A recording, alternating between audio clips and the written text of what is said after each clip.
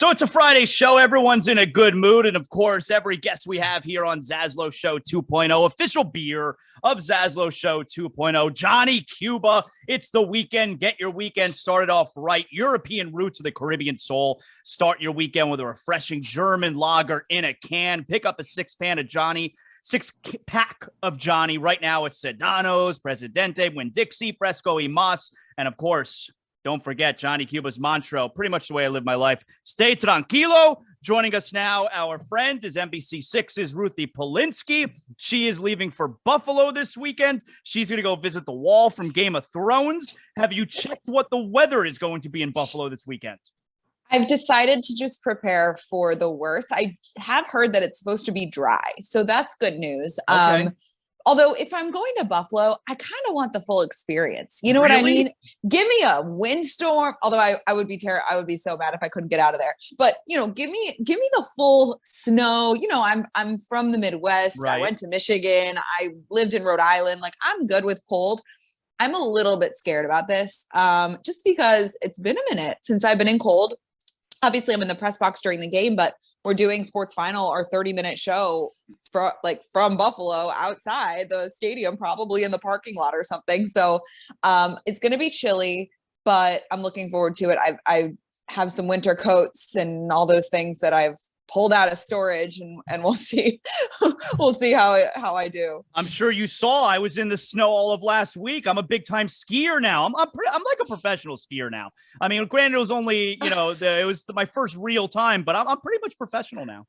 Okay, love that for you. I haven't skied in years, but we used to go every winter. We would go winter break, and I wasn't great, but it was fun. It's just awesome. It's beautiful. And when you have the proper gear, and at least with skiing, like, it's a good workout. So you're moving, you're not freezing. Mm-hmm. Like, it's really fun. Yeah, it was not cold. Like, you would I thought going there, oh my God, I'm going to be freezing. If you're dressed appropriately, like, I wasn't cold at all. And really, and it was cold. I mean, it was in the mid-teens, Oh, wow. But I wasn't cold at all. Skiing.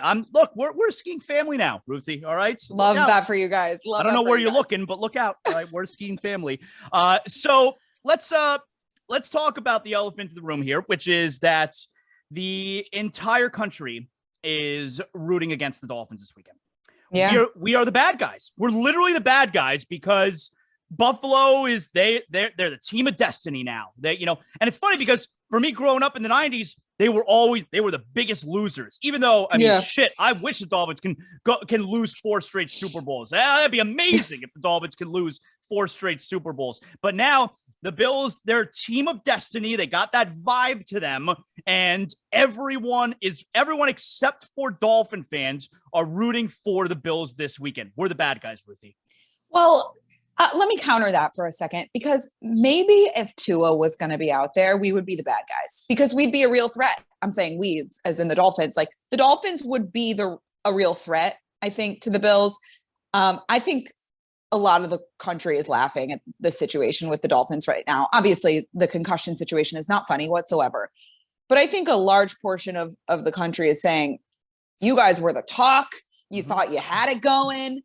Miami's still the same old Miami. You're 9-8. You backed into the playoffs, and now you have your third string quarterback that's going to go start a playoff game for the first time in 6 years. So I think it's a little bit more of the Bills are going to win this game. They are our heroes versus like, boo, Miami. Do you know what I mean? I feel like there's a little bit more of that narrative as to like, all right, the Bills are making it out. Like, let's go. Let's get this team onto the Super Bowl kind of type thing. Versus if Tua was here, I think there would be a real narrative as to, the Bills got to take it to Miami and make it a little bit more of that storyline. I do feel like there's a little bit of like, the Dolphins are just the Dolphins and they're the same old Dolphins. Yeah, you got into the playoffs, but you guys are going to lose this game. What has the atmosphere? I mean, Tua was announced out a few days ago on Wednesday. What's the atmosphere been like around that building? So I was there yesterday, and, Coach told us in the morning that Tua was officially ruled out, which I personally was surprised that it came on Wednesday. I mean, I kind of had a feeling that if we weren't going to see Tua at practice on Wednesday, there was a really good chance that he wasn't going to play. But for Coach to come out first question and say, hey guys, want to let you know, like, Tua's out.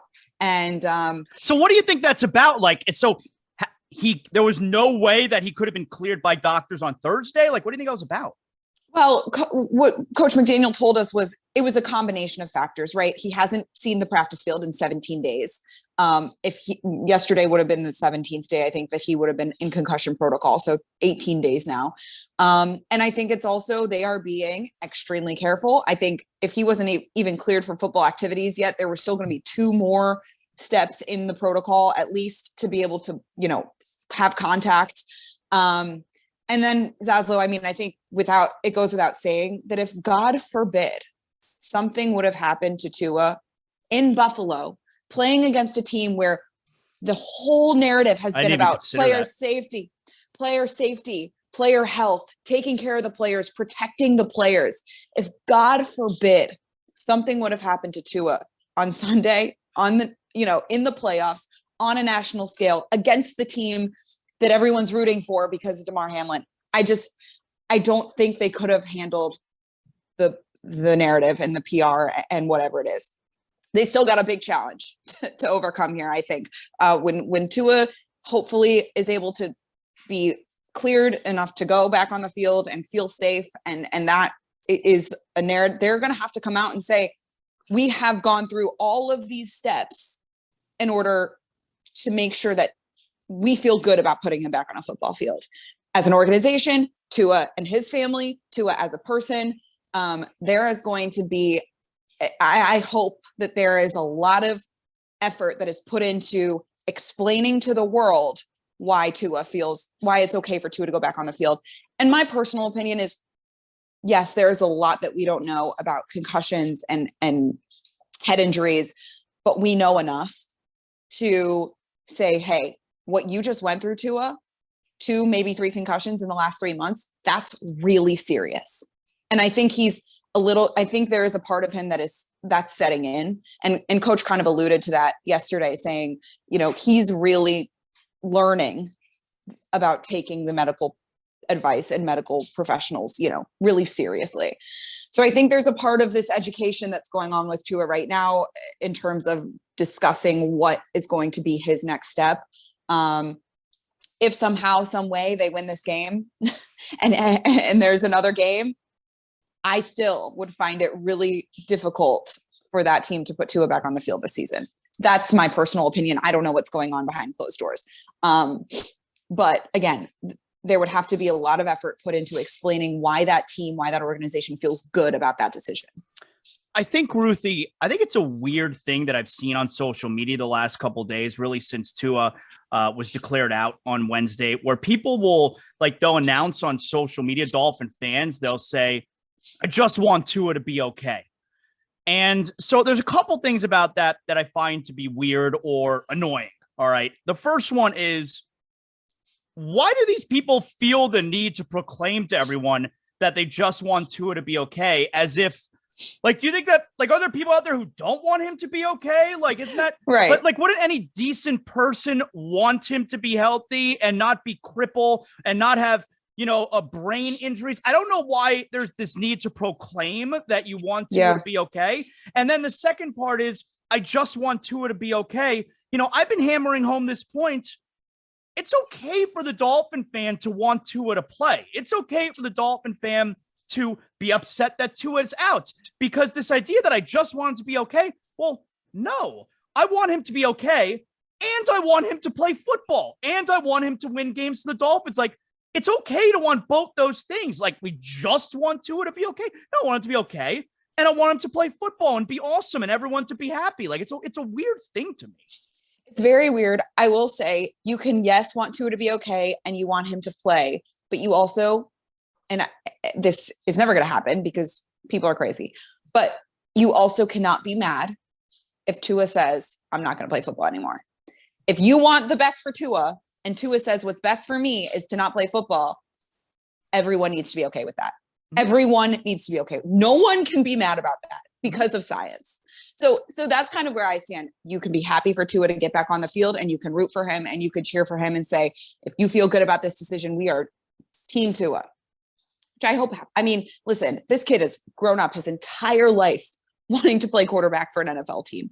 This is not an easy situation for anyone to be in. Well, and by the way, Ruthie, he's less than a year away from the massive quarterback payday. Massive. And that's generational wealth, right? Like that's kind of money we're talking about. That's life-changing, generation-changing for him, for his family. I get it.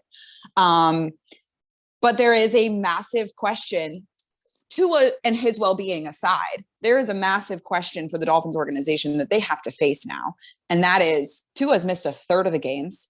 We made our first playoff game in 6 seasons. We haven't won a playoff game since 2000, and we don't have who's supposed to be the guy out there. And that's really difficult to address. But that is something, durability, availability, these are all things that go into, evaluating your future and as an organization. And I think what's really disappointing about this year, yes, the expectation was, okay, you had 2 back-to-back winning seasons. You fired the head coach. Now you got to have another winning season and you got to make the playoffs, or else there was no point in anything. You got to make the playoffs. They did that. Check. The other goal this season was to figure out if Tua was going to be the guy. And we really thought he was the guy for a long time until, 6 weeks ago, 5 weeks ago. 3 weeks ago. As far as the talent goes, he is the guy. But we can't 100% control the other stuff. You wanted to figure out, is this our quarterback of the future? I guess, he has, and now you don't know. We don't know. And that, I think what's the most disappointing thing is yes, they're in the playoffs, but there's so much unknown about what's going to happen now. That I think there's this Dolphins fans, I think, have a weird kind of ick feeling about this. Oh, it's weird. Like you're saying they're in the playoffs. I don't feel like they're in the playoffs. It's weird, right? Well, we're marching toward the inevitable on Sunday, look, I don't think that makes you a bad Dolphin fan if I sit here and I say, we get smoked on Sunday. It doesn't feel like we're in the playoffs. We haven't been in the playoffs in 6 years. And by the way, that last playoff appearance 6 years ago, also backup quarterback. All right. So we got to go back to 2008. The last time we felt we had a legit chance in a playoff game 14 years ago. So it doesn't feel like we're in the playoffs because we don't have a fair shake. And it's not even just Tua, Armstead, Chubb, Mostert. We're not getting a fair shake. So it feels a season that was 8-3. It now feels like a lost season, right? We're not even getting a fair shake this weekend. Yeah, it's crazy. And to be 8-3 and what the narrative was around this team when they were 8-3, Tua's in the MVP conversation. This is a Super Bowl team. I think it's just crazy. It goes to show you how quickly things can change surrounding, an NFL team and what can happen. And listen, credit to Skylar Thompson. I do not want to leave this podcast without saying this kid is going out there in a tough situation. Tough spot. He's a 7th round pick. And also, what hurts the situation is that you got 7th round pick Brock Purdy out there killing it. That hurts. I know. And that's got no one else took Brock Purdy, right? So no one is kind of lucky, right? And give Kyle Shanahan credit too, because it's a quarterback friendly system. That's what everyone talks about. That's why Mike McDaniel's here, right? It's a quarterback friendly system. They have put Brock Purdy. He's got great weapons. He's got a good offense that works for his skill set. That's amazing. But you got lucky. It was the last pick in the draft. Yeah, if you knew he was going to be good, you would have selected him a lot earlier. And that's how exactly. And that's how people felt about Skylar Thompson in the preseason. I think the kid's got a lot of learning to do, but to get thrown in to a playoff game and arguably the craziest environment in football, right? To go into Bills Mafia and try and win a playoff game. God bless Skylar Thompson. And I just think his poise, his professionalism, every single time that we speak to him, he is just such a stand-up, unbelievable guy with such good character. And he's heading into this with such a good mindset. It's just been really impressive to see from not a football player perspective, from a person perspective. So I got to give that guy a shout out because God bless you, Skylar Thompson. I mean, it's a really, really difficult situation that he's in. What do you feel about the stuff coming out where, like, if the Dolphins missed the playoffs, if they lost that game, they end 6 in a row, that McDaniel was going to have a problem? I think that's crazy talk. Did you buy into any of that? Nothing surprises me with this team. I think it would have been a discussion. I think they would have said, we don't have our starting quarterback. Mike McDaniel, the greatest thing he did this year was develop Tua, right? And give Tua confidence and get his ego back up and turn it into a leader and show everyone that he's got the skill set to be successful in the NFL. That was Mike McDaniel's goal when he came in and when he got hired, and he accomplished that. Other than that, the defense was terrible for the majority of the year. He's not a great in-game manager. Of course, he's a rookie coach. I get it. Not a great in-game manager. There have been some really questionable decisions. And I started to feel this way especially during the 5-game losing streak, other than the explosive plays, they couldn't move the ball for a large majority of the season. I felt like the offense was so one-dimensional. They struggled to run the ball for a little bit. That kind of picked up. But it just felt like, other than developing Tua and giving Tua the confidence to be able to have explosive plays to guys, two of the best wide receivers in the league, McDaniel didn't really blow our mind in any other aspect of the game. Special teams, defense, game strategy.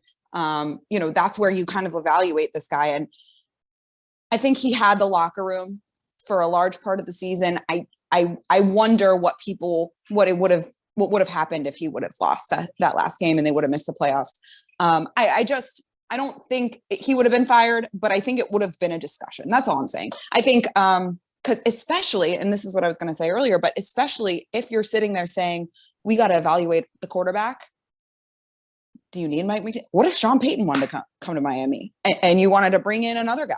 There's a lot of rumors out there right now. I mean, I saw Florio earlier today, Tom Brady. We're going to do that again, apparently. I mean, listen, if Tom Brady wants to play in Miami, are you really going to not listen? Slam the door again on him like Flores did? I don't know. I mean, you tell me. I'm just asking. I think there is definitely questions to be asked. I think McDaniel's job is obvious. It should be safe now, but I think there are going to be a lot of changes on the coaching staff. And there were some questionable front office decisions that we can go through too. And I think if there were people in the front office that felt like maybe their job was in jeopardy, to fire the coach would be an easy scapegoat. So I don't know. It would have been fascinating. I think this offseason is still going to be fascinating because they've got no cap space. They have no draft picks, and they got to make some room here somehow, and they got to get better. And they don't really have the room to do it at this moment. Are we doing the full Buffalo experience this weekend? Or are you going to have one of them put you through a table? What are we doing? So it's funny you say that, because when I was in New England, we did a New England Nation pregame show, and it was like a Patriots pregame show for Rhode Island. And when we would do the Bills, when it was Bills week, I one time jumped onto our set and dove through a table. It was like, it wasn't so on TV, but it was like as a tease. It's so stupid, but it's like so hilarious. Like I love it. I wonder how it started. Like, who's the first one that said, I'm going to jump through a table during this tailgate and it's going to be our team's thing? How did it start? Well, and I talked about this all week on TV too, but that crowd, that community, we all got a real difficult glimpse into how unbelievable they are as just human beings. They've always been really good when it comes to charities and all that. Yeah. I remember a few years ago, it was like 5 years ago when the Bills made the playoffs for the first time in like a dozen years, but they needed help to get in. They needed the Bengals, who were quarterbacked by Andy Dalton at the time, to beat so-and-so to allow the Bills to get into the playoffs. And they did. And then the Bills Mafia donated like millions of dollars to Andy Dalton's charitable fund. It's unbelievable. And I think what happened the last week and a half, that crowd is going to be so fired up. Yeah. And I said this on TV. I mean, if DeMar Hamlin's discharged, he could be at this game. I mean, if they bring him out on the field, I don't know that he would be on the field, but I think he's a lock to be at the game and that he'll be in some type of suite and, they'll show him. I think he's a lock to be there. He's going to be on the Jumbotron. It's going to be electric, as it should be. I mean, this is an incredible story. We've learned so much about this person, this player, and the whole world has fallen in love with him. And I think I'm very much looking forward to this in particular being a playoff game, the Damar Hamlin recovery celebration. I mean, it's going to be unbelievable there. Everyone's going to say if the Bills go on to win the Super Bowl, a franchise who, like I said, was always like the biggest loser because they lost 4 in a row. Everyone's going to say NFL's fixed. All the idiots. The idiots are going to say that. Come on. I think the Bills were a Super Bowl favorite before all that. Like, everyone knew. I mean, doesn't matter. All the idiots are going to say it's fixed. The idiots, right? I gotta stop listening to the idiots because they bother me, That's like idiots. On social media, they're such idiots. But no, I think I'm excited for my first Bills Mafia experience. Hopefully we get to like walk through a tailgate and just like hang out. But I will get some wings. That's on my checklist. I've been to Buffalo one other time when I was in Providence. Providence College was in the Frozen Four, the Final Four for hockey, which was so cool. And like, that place loves hockey, and there was people traveled from all over the Northeast to come. That was really, really fun. I actually think Buffalo is a really cool, like, unique sports city. Like, why do you live in Buffalo? Why do you live in Buffalo? But it's like one of the greatest sports cities in the country. It's very cool. Buffalo? That's such a good question. Why do you live in Buffalo? What are we watching these days? What are you going to pass the time on the airplane? What are we watching? Have you finished Netflix? Do you still have any more shows? You're literally going to laugh at me, and I'll take suggestions. But like, my sister told me to start watching Love Island Australia. Oh, I don't know what that is. That's one of those reality shows, right? So Love Island. Yeah, I love Love Island. Like, the UK version is phenomenal. I've watched all the season, but they now have Australia. And for some reason, and you love the accents, you love the lingo, it's the stupidest show. I mean, and the people on the show, I don't know how they've gotten this far in life because of how just like little common sense they have. But it's phenomenal. And that's what I've been like binging. Well, I'm just like doing stuff around the apartment. I just like have it on in the background. My wife just got done with Emily in Paris. I feel like that's up your alley. I did watch Emily in Paris. Very cute, also very stupid, but very cute. Like, you can't stop watching it because like you want to know what happens, but it's very stupid. Yeah, it's like stupid. The clothes it's are like fun. Stupid chicklet. Yeah, there's good fashion. Like, it's fun to like. You're in Paris. It's like good scenery, visually pleasing. She's cute. But that's a good one. What else? My wife and I, we watch Suits right now. I mean, I know we're very late to the party, with Suits, but we watch Suits. Did I lose you there? Oh shoot, I think I lost you. Here, I got you back. You good? Oh, I'm back.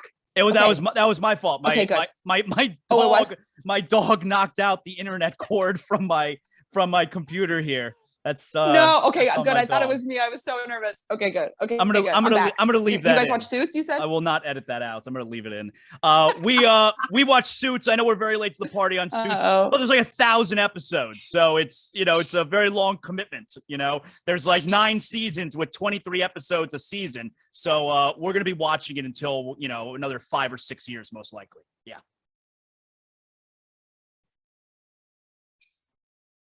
Are we back? Yeah. Did you get any of that? Nothing. Yeah, Nothing. Your dog knocked your internet cord. My dog knocked the internet cord out. All right. Now we're back. You can hear me okay, right? Yeah. So we're watching Suits, but it takes like 1,000 years to finish because it's 9 seasons. It's 23 episodes a season. We're going to be watching Suits for another 6-7 years. So that's the only thing I have time for right now is Suits. Right. That's my show. Okay. That's what we're watching. Got it. Noted.